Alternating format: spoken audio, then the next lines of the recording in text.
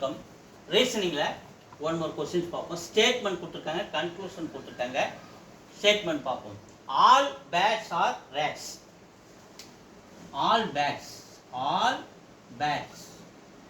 BAT bats. All bats are rats. RAT போடுறேன். All bats are rats. அடுத்தது some hats are rats. So இங்கே rat இங்கே இருக்குதா, இங்கே ஹேட் எழுதுறேன்.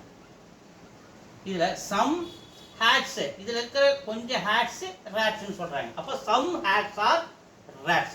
சம் ஹேட்ஸ் ஆர் ஹேட்ஸில் கொஞ்சம் ரேட்ஸ்ன்னு சொல்கிறாங்க. இப்போ கன்க்ளூஷன் வரும்.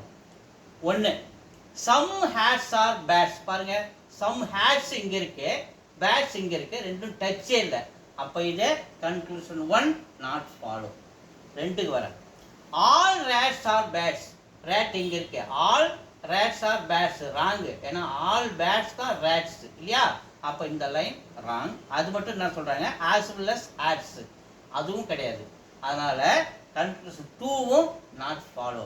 அப்போ இதை ஏ பார்த்தீங்கன்னா 1 ஃபாலோஸ், இதை 2 ஃபாலோஸ், இது ரெண்டுமே ஃபாலோஸ். அப்போ டி தான் ஆன்சர்ஸ். ரெண்டு கன்க்ளூஷனே வராது. தேங்க்யூ.